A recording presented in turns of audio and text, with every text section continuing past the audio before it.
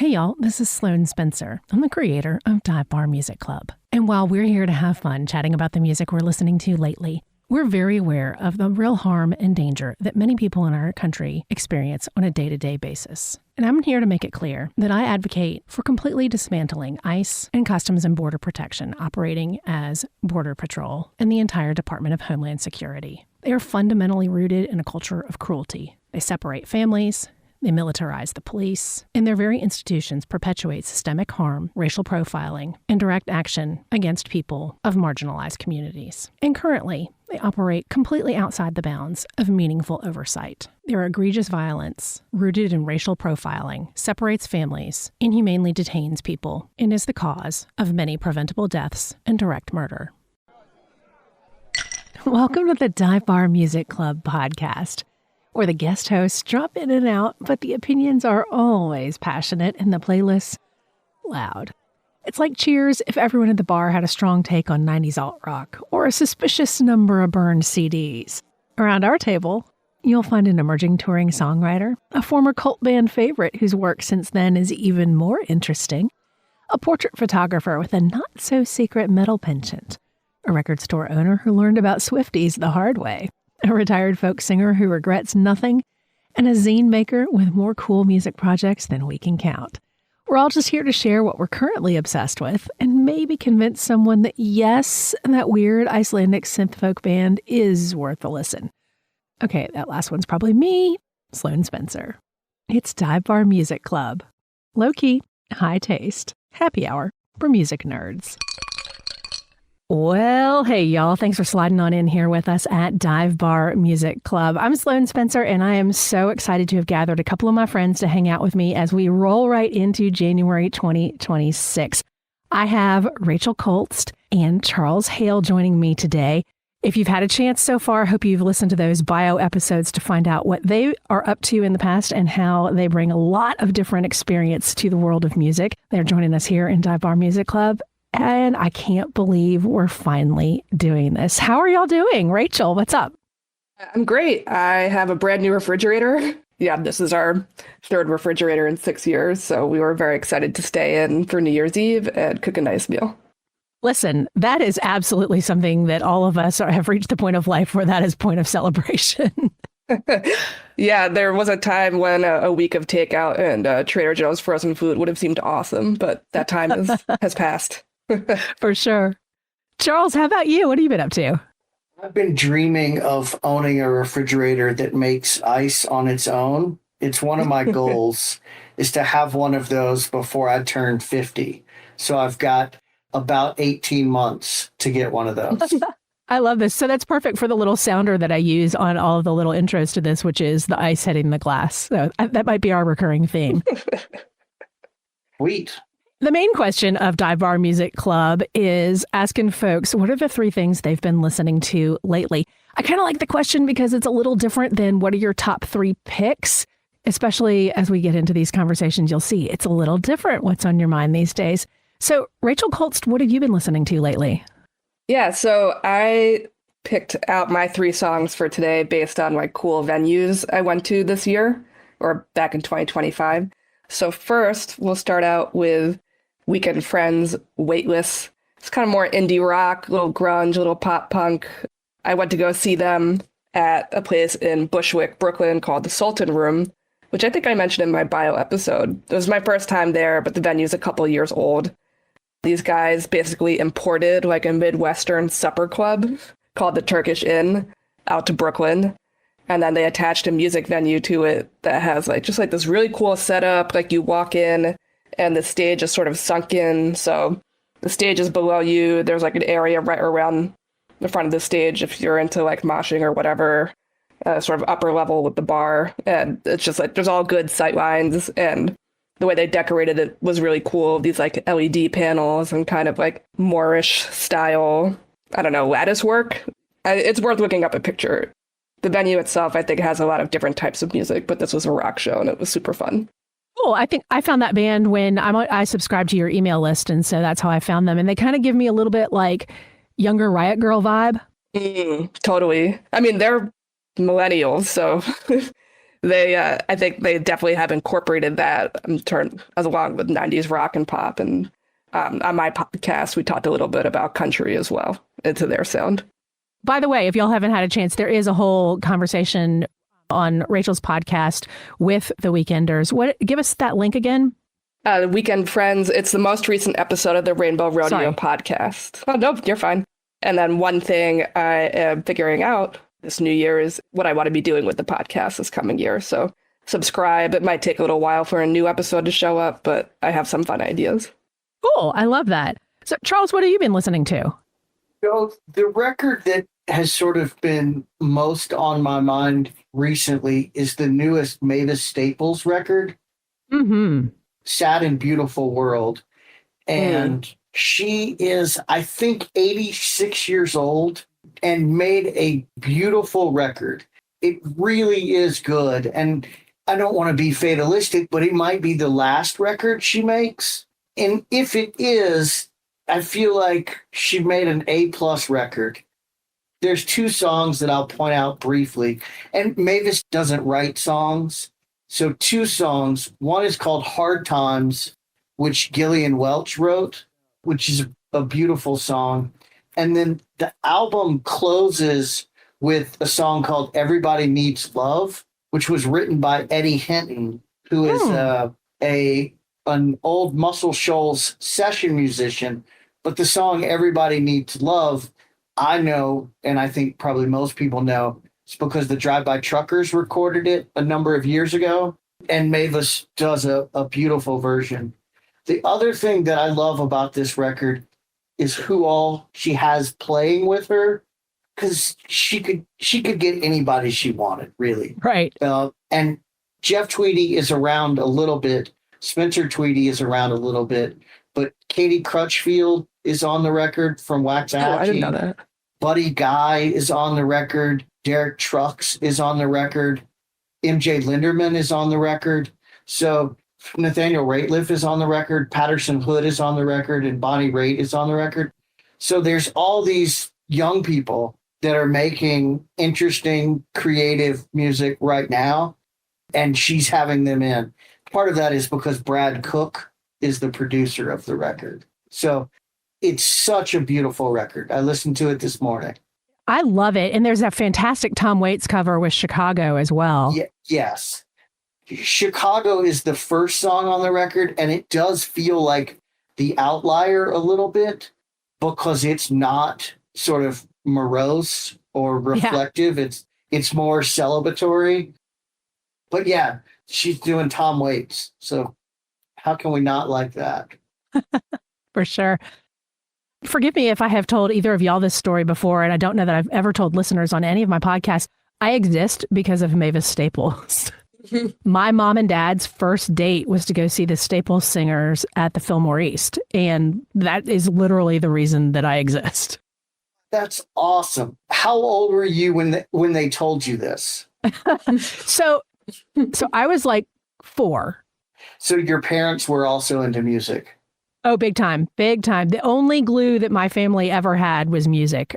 So I'm really fortunate that grew up with the Staples Family Singers records and then later the Mavis Staples stuff. And that bill was a famous one because 10 years after and Janis Joplin were also on the same bill. And so I grew up with the poster hanging in our bathroom. But yeah, I love this. And I love how like both of these examples of both Weekend Friends, sorry, I got their name wrong earlier. I do like the band. I apologize. And this Mavis Staples record are both young and fresh and someone who has really been in the world for a long time, but there's enough commonality of the kind of interest that I'm loving all of this. I'm going to skip myself. Rachel, what else are you listening to?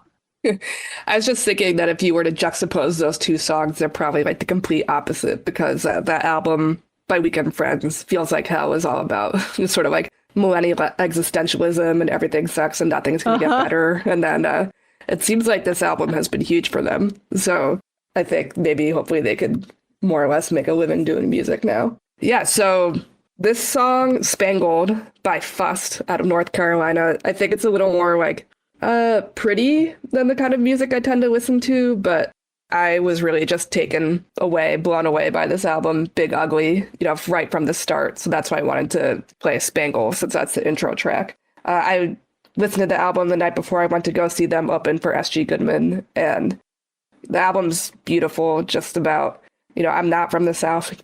You can't tell. I'm from New York City. But the album is sort of, I think, just loving your home with all its flaws and the people who are trying to make it all work, even when everything holds them back. And I will say I appreciated the album itself more than seeing them play it live, because the songs got a little samey. But the album itself, I think, works really well. I was not familiar with them, and I'm in their general area. I'm about 3 hours from there. So I was excited that you turned it on, and I went ahead and listened. Interesting that they were opening for SG Goodman. Yeah, I mean, definitely the same vibe of like Southern rock with like other influences. And Libby Roddenbow is the fiddle player for this band. So maybe this is her new project after, what was she in before? Mandolin Orange, right? Who had a different name before that, didn't they? They have a different name now. Yeah, they're Watch House now. Is.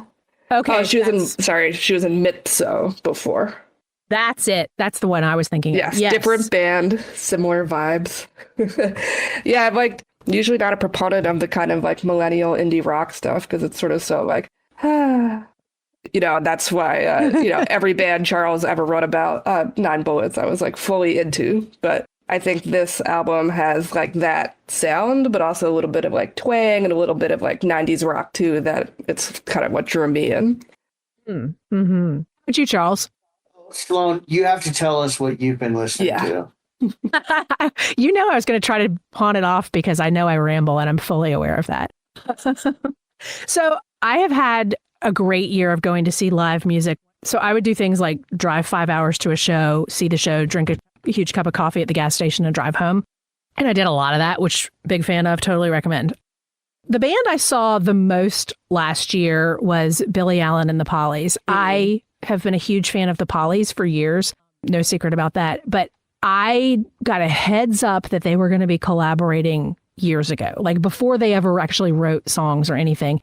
I love them together. I think they bring things out of each other that none of them bring solo in a good way. And I am a sucker for some Southern soul stuff. Yeah. So yeah, it's as much the record, which is fabulous, like technically fabulous, sounds beautiful, a great listen, but also I love to see them live. Where have you seen them in 2025? Ooh. All right. So I have zero concept of time, like just in real life. Yesterday, 2 weeks ago, are all the same thing to me. So I'm not 100% sure these were all 2025, but I saw them outdoors at the Standard Deluxe in Waverly, Alabama. I saw them at a house concert. I saw them at 2 house concerts. I saw them at Eddie's Attic in Atlanta, and I drove to another venue somewhere in I saw them at the Foundry in Athens, Georgia, and then I saw them somewhere in North Carolina that escapes me now that we're talking about it. One of the things about living in the West is that the towns and the cities are really far away from each other. Mm. So the option to do that kind of thing just does not exist. I mean, Denver's an hour away. Right. But to go to another city would be 5, 6, 7 hours. Oh, wow. So we don't get as many bands as you get in the South, just because you can't hop from hour and a half and play shows. Right. It's one of the downsides. But I feel like there's a great sort of Americana scene in like Fort Collins, which is where you are, right? Maybe, but I'm old and I don't go out. The neighborhood I'm in Upper Manhattan, there's starting to be more like rock and, I don't know, singer-songwriter nights. I do have a question about Billy Allen and the Pollies. Yeah, absolutely. I'm curious how the album compares to the live show. Mm. That's a great question. Honestly, they're able to replicate it a whole lot better than I would have expected, because they really deliver live. And the advantage of the Pollies is that's part of what they do, is they work as the backing band for other people in addition to being their own thing. And so you're getting all 4 of them as the backing band, then plus whoever the front person is. So it's a pretty full sound. And I don't feel like they're lacking anything. It really replicates pretty closely. They're not reinterpreting the songs live versus the record, and which is neither good nor bad. Like, I am all about a lush record that gets presented in a more stripped manner, but they really deliver it pretty true to form. Okay. So funny. I'm laughing a little bit about your commentary about venues, because y'all know about the 930 Club in the DC area. I used to joke that I was going to open the 630 Club for old people. Yes, please do.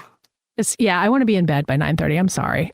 Yeah, I know Charles's goal is to get a refrigerator that makes ice, but my goal is to eventually have an apartment that's large enough to host a living room show, or there are a couple of like places and buildings in the neighborhood that have like sort of common rooms, and I would love to be able to just like rent out that community room and have shows there. That would be incredible. Yeah. That would be incredible. Rachel, what else are you listening to? Since I already mentioned her, SG Goodman, I didn't get really a chance to see much live music this year because I was working a part-time job in the evenings, and I was working on Thursdays, which is when most of the artists I like end up playing in New York for whatever reason. So I didn't get to go see much this year. So SG was one of the other people I saw. But I actually did not stay for her set at the Bowery Ballroom. I did see her open for Patty Griffin, and then I left before Patty came on. Then I saw her at Sony Hall, which also has been around for a while, but I just never made it to. That's in Times Square. It's, I don't know how to describe it. You like go downstairs into this big sort of dining room area that has this kind of Art Deco decor and like a fake skylight, and it kind of feels like you're in the Great Gatsby. But the chairs themselves were like super uncomfortable. And I must say I'm not super familiar with Miss Griffin's work. So I just stayed for who I came to see, which is SG Goodman performing by herself with an acoustic guitar not long after Newport Folk Fest, I think. And she killed it. She won the whole room over. And it was great. So the last song I brought today was Snapping Turtle, because that's my favorite song on her new album, Planting by the Signs. Yeah, I really hope this coming year she gets to do more headline tours, because I saw she's opening for Jesse Wells, and I'm like, a Just World, that bill would be absolutely flipped, or he just wouldn't be on the bill at all. But I think that's a different podcast. It's okay. I may get canceled for saying, how about just the SG Goodman part of Charles has his hot takes, I have mine. That's a spicy one, but I stand by it. I'm with you on that one. All right, we just lost half our audience. It's all good. Stick around for more. It'll get worse, y'all. How many people can we alienate by the second episode? That's right. New goals with a Z. So how about you, Charles? What else are you listening to? So my favorite band that I discovered this year is called Florry. They're from Philadelphia, and it's a 7-piece band, and they're really young. I'm assuming all in their 20s.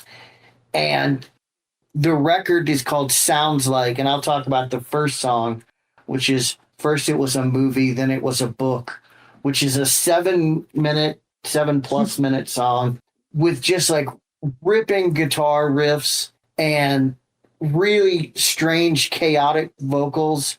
It's a chaotic album, but sort of once you get past that there's 8,000 things happening, it's really interesting, really fun.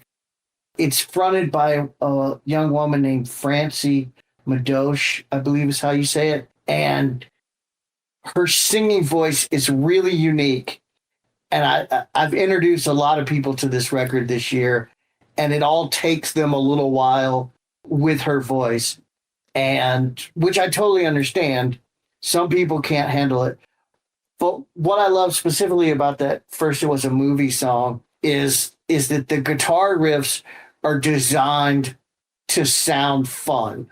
Like, why not show off a little bit with the guitar? And it feels like they're sort of Skynyrd type guitar riffs, but in the same way that Drive-By Truckers did Skynyrd type guitar riffs, but with this idea that punk rock had happened. And then Florry, in my mind, does these same sort of guitar riffs, but with the idea that indie rock has happened. So it's a really interesting band. They have 3 records, 2 of which I've listened to. And it brings me a lot of joy that there are young people that are playing actual instruments and creating interesting and fun rock songs. So Florry is Florry, and the album is called Sounds Like. I was not familiar with this band until you mentioned it recently, and I love this record. And at first, that first song is so, as I love, I thought it was going to be an instrumental rock, which I am a huge fan of instrumental rock. And then the vocals came in and I was like, what?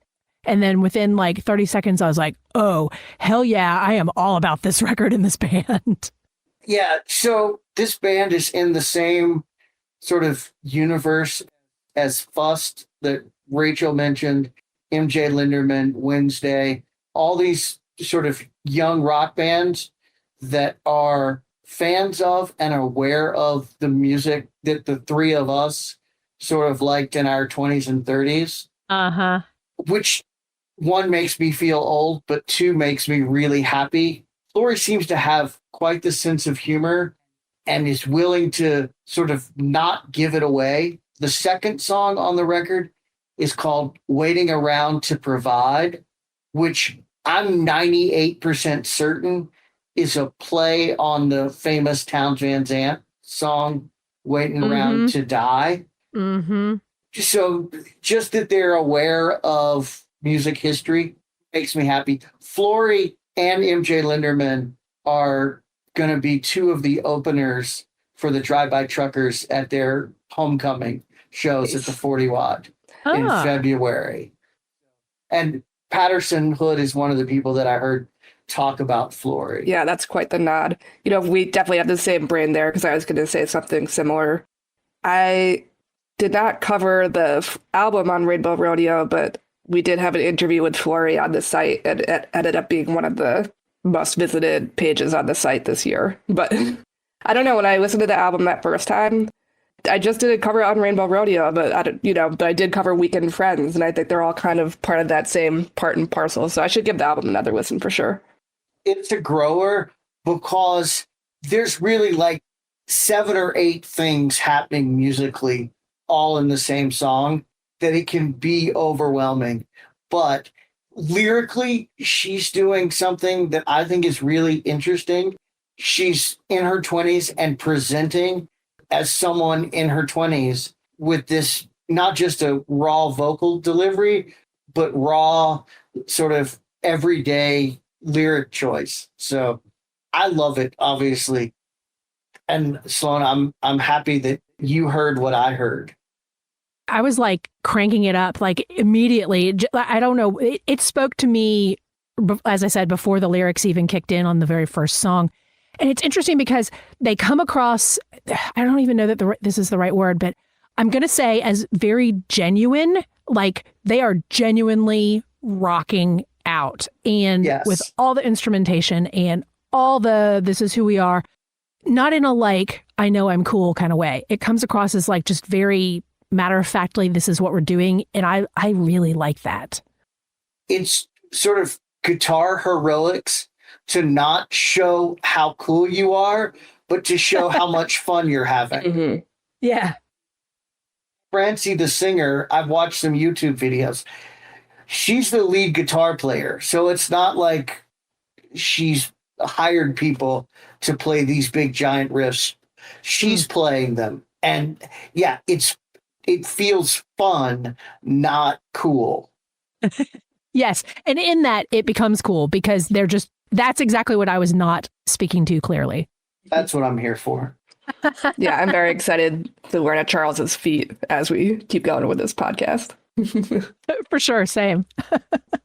Rachel, I would actually suggest, if you haven't listened to their first record, I think technically it's their second, called Holy Bible. It's a little less chaotic and the songwriting probably shines through a little better. So you might like that one more. Awesome. Yeah, I'm putting it on my very extensive album queue, but I'm putting it on the top. That's the number one seal of approval right there, y'all. Anything Charles says, I just do. Don't do that. Musically, at least. I'm like 15 minutes in front of other people. I learn about it today. I'll tell you about it tomorrow. I love this. I love this. So I do have a new band that I saw this year that totally blew me away. And it was another example of like the opening act totally stole the show. So I went up to Winston-Salem, North Carolina to go see the Mitch Easter and Friends play Let's Active, which was a celebration of the Let's Active catalog finally getting on streaming. And if y'all know anything about particularly bands through the 80s, the ownership rights to their tunes meant a lot of them have not had any kind of authority over what happens to their music for decades. So this was a big deal. And I was super excited to see him. I have been fortunate to live enough in this general area that I have seen Mitch Easter play many, many, many times over the last 5 or 6 years. So I was going just because I had a free night and it was fun. But the opening band was one called Bass Battery. Never heard of them, knew nothing about them, couldn't find anything online up until the day before the show. And they were a rock duo of bass guitar and drums. And Nice. It was as lush and full and mind-blowing as when I saw Dexter Romweber and his sister as Dex Romweber duo. And if y'all ever saw Dex play guitar, like this guy was doing all of that on the bass. And it was unbelievable, mind-blowing. So I had to like go back a little bit and be like, who are these dudes? Like, this is my new favorite thing. And it turns out they've been around for a while. Norwood Cheek and Rob Ladd. Rob was one of the many drummers for various iterations of Let's Active. Norwood is mostly known for doing music videos for literally everybody on the planet, based out in LA these days, with extensive film credit and television credit. But they were fantastic. Turns out they recorded the record at Mitch Easter's studio, Fidelatorium in North Carolina. They worked with someone else's producer. But the record has a lot more instrumentation on it. I don't think it loses out, but the record is very much a studio record. And the live duo performance is, in my opinion, more mind-blowing. I am here for that, what ought to be a stripped down show, but you end up being like, holy shit, how do they get that much sound out of just 2 instruments? So Bass Battery, that like my total discovery of 2025. So I went and listened to that record, and I like a handful of duos, but I'm always suspect, like, okay, what's the gimmick here? Yeah. And I thought the record was really good. I'm not an expert with picking out instruments, so I had a feeling there was more than just bass and drums on the record, but there wasn't like guitars necessarily, maybe that there was production. So you saw them live before you ever listened to them, is that right? Correct. And then obviously you went and listened to the record after that. You prefer live, is that what you're saying? Yes. And I may get canceled for it, but yes. No, you can't get canceled for that. I mean it's a beautiful record, but nothing negative about that. Just they didn't grab me with the record, whereas the full performance live, I was like standing up like hell yes the whole time. It was amazing. So is the bass player playing with a pick? So I couldn't quite see well enough to see exactly what he was doing, but this is going to show my total lack of knowledge. And Rachel, you play bass, you might know. He plays bass like a guitar. Like there was so much more going on. I guess you would need a pick for that. Yeah. So he was kind of strumming the bass. Correct. Huh. That's as well as, yeah, like, so there was the normal, like my brother was a bass player. So I've observed a lot of bass playing. So it was way more like the bass was a guitar, but also keeping that rhythm section. Who was doing the singing? Norwood Cheek, the bass player. Okay. But also Rob Ladd, the drummer. Huh.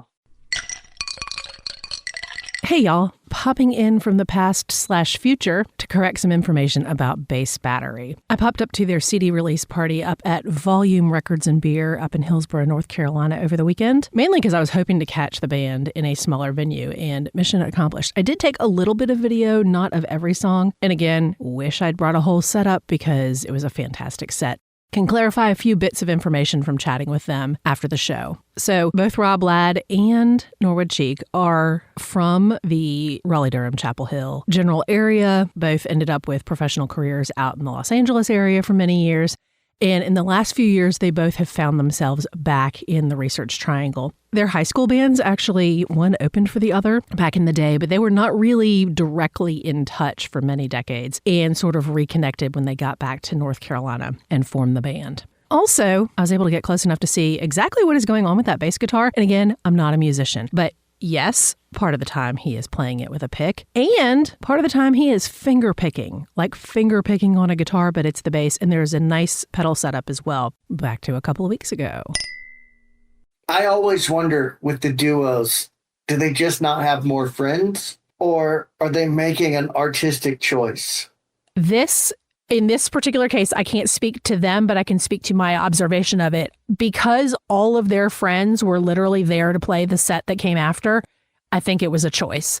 I was going to this show purposely just to have fun, and I was not videoing or recording anything. And now I am kicking myself because there were 3 professional video setups right in front of me that I thought were recording it. So I didn't hold up my phone or anything.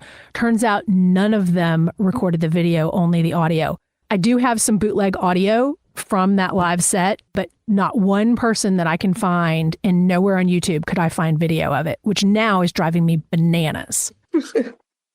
Bass and drums feels so strange to me as like, here's the band, but I enjoyed what I listened to. And if they ever came to Fort Collins and it was convenient and not terribly expensive, I would absolutely go. All I've done is like online snooping, so I am not the expert here. And when you look up Rob Ladd's credits, you'll see why I'm being a little evasive about it. Rob has played with everybody. Gotcha. And they both bring a wealth of credits, experience, fun to this duo, and it comes across as they wanted to make whatever the hell they wanted to make, and it's fantastic. That's how it came across. Isn't it exciting, Sloane, that you've seen hundreds and hundreds of bands live, that you can still get excited? Yeah. Just on a random night seeing the opening band? Yeah. People joke. So a million years ago, I used to sell shirts that said, always see the opening band, because that's always been like my life motto. And I am lucky that I have seen hundreds and hundreds and hundreds of bands. I live for live music. But yeah, it was one of those where I was like blown away and then like excited because I was blown Grist away. for the mill. And I bet you were excited that you had a podcast coming so you could talk about it. Yeah, not going to lie. That's why we're doing what we're doing. It's half of the fun of when you find a band that you get to tell someone else about it. Totally. I mean, Totally. yeah, I mean, it's like 90% of my social life. Yeah. That brings up a question for all 3 of us specifically. I'll start with you, Rachel. When you get a chance to like share music with people, what's your first response? Like, how do you want to do that? I guess it's changed over the years, but if there's something I'm really excited about right away, I'll share it on Discord, and then now I guess Blue Sky, just be like, holy shit, you gotta listen to this. My friends don't typically have the same taste in music as me, so I'll send it to the people who I know will appreciate it. That's relatable. My friends do not listen to my music either, except for my friends I know through music. I have a different answer to that just because I own a record store, which I work in almost every day. And so if I'm excited about something, it can come off as I'm trying to sell someone something, which is part of the truth.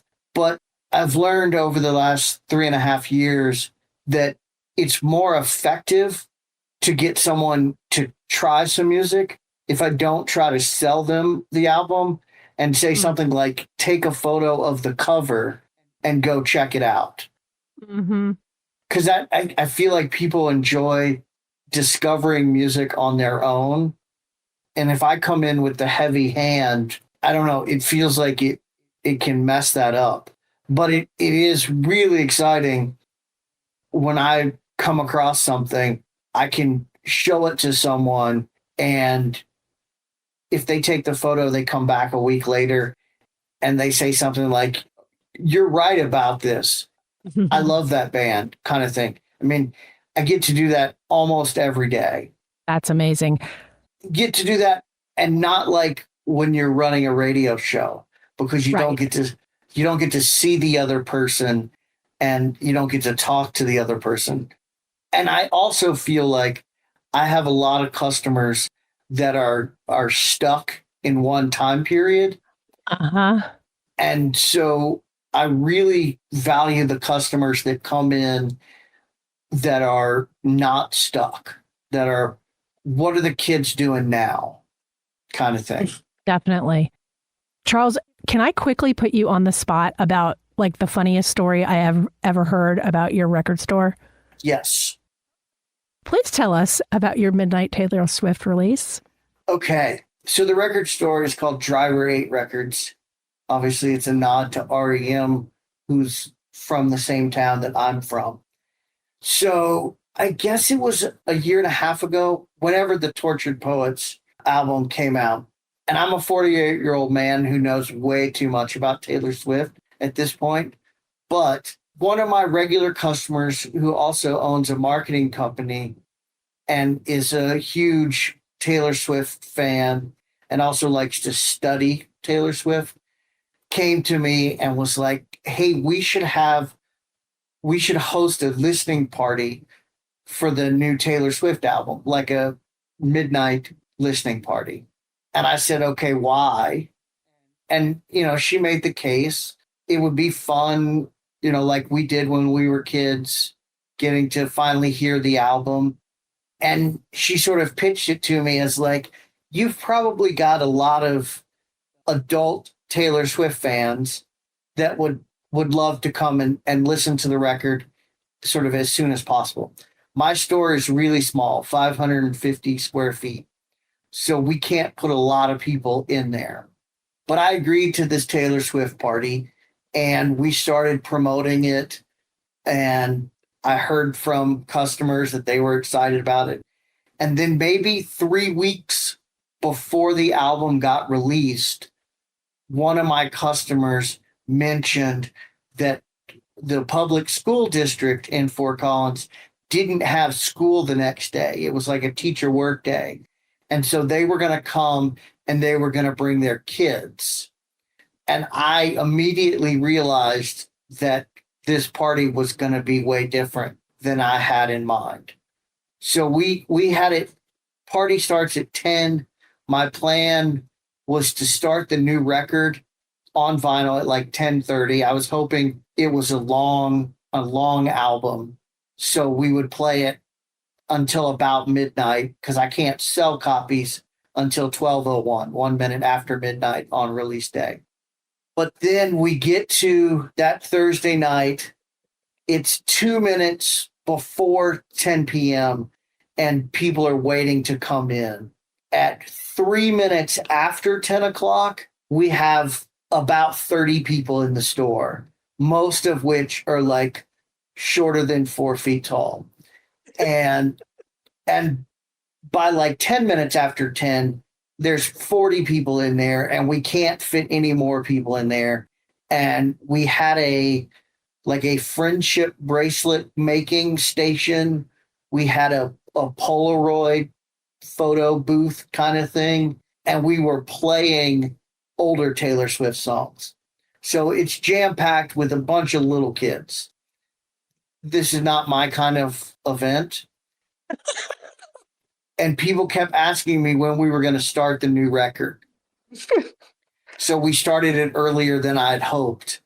And we listened to it a full time, and it was not as long as I had hoped. So then we started it again, and people started leaving, which was fine that people were leaving, because a lot of people had pre-ordered the album from Taylor's website, which I didn't know was a thing at that point. There was also a lot of stress with getting the record because Taylor has her own rules for shipping. So until like 2 o'clock that afternoon, I didn't have any records, and I wasn't sure that I was going to have any records. So I spent that entire week worried that I was about to throw a Taylor Swift party with a whole bunch of young girls that were expecting the record, and then we would not have it. My goodness. But then the record showed up and we had all the colors that people wanted. We ended up playing the record twice and everybody left happy. I sold enough records to make me happy. And all the young kids were really, really happy. But I'm still finding the little friendship bracelet beads that are big in the Taylor Swift world. I still find them in the store because we made a gigantic mess. No more beads. And I've definitely had people ask me if I was going to do that again, which I'm not. I'm totally making a Dive Bar Music Club bracelet and sending it to you. Well, one person did make me a bracelet, and one of the young women that were there did come back like a week later with a nice thank you note. So clearly she has good parents. Sweet. No more Taylor Swift parties. We primarily have Taylor Swift records in the store to help out parents. It's parents that buy records, but they have kids that want the Taylor Swift records, so we have them there for the parents to buy while they're buying their own records. As a former middle school teacher, this is hilarious. I felt like a middle school teacher, but they might have all been in high school. I'm a 48-year-old guy who wants a refrigerator that makes its own ice. I don't have any children, so I should not be too involved in the Taylor Swift world. But if you've got questions, I can answer them. I was going to ask, wasn't the album like horrendous? Like, were they disappointed by that, or did they just not care? No, I don't think anybody was disappointed that evening. A lot of what I was sort of overhearing is that Taylor had only released the names of the songs before the album came out. So all the fans knew the names of the songs and were wondering, what's this song named this going to be like or be about? So it was a lot of listening, like, yeah, trying to find the Easter eggs, because Taylor loves the Easter eggs. What an interesting universe in fandom. It's really unreal. I don't think that record has had as much lasting power as some of her other records, at least not with the people that come in my store. But no one left being like, this is not what I expected, because they're 14. I have no Taylor Swift in my life, and I am completely unqualified to comment on any of this. And I think that's part of why this story is so funny to me. Thank you for sharing. Yeah, my adult Taylor Swift fans, most of whom are Gaylers, were very disappointed by the album. I'm just imagining Charles like in like a 90s kids movie, like, you know, like Steve Martin on the poster for, what was it? The one where he has 12 kids and he's like, imagining Charles like that. Oh, yeah. What was that? Cheaper by the Dozen? Cheaper by the Dozen, yeah. Oh, my gosh. I was just going to say, I hope it's the last time I talk about Taylor Swift on this podcast. I won't ask you again, I promise. So, Rachel, what do you have creatively coming up in the next month or so? I'm just kind of waiting and seeing on some like real life stuff before I make any big plans for Rainbow Rodeo. Not to be too cryptic. No worries. But other than that, yeah, I'm thinking like I've had a couple of live, you know, concerts with the Rainbow Rodeo name around town, and I want to be more intentional this year and like actually book them more than a month in advance and then book artists more than a month in advance. I think that would just be better for everybody. So that's my big plan for this year so far. That's a large goal. I mean, as I used to host a house concert series, and so I have a tiny taste of what that entails, and it's a lot. Yeah. Charles, how about you? Listeners may not realize you have the record store, Driver 8 Records, but you also host a radio show. So just in general, creatively regarding music, what do you have coming up in the next month or so? My primary creative outlet is doing the weekly radio show. I don't know if I have anything specific planned for the show. When I put it together, usually I start on Tuesday evening. Sometimes I have an idea for a couple of songs I want to string together and then sort of go from there.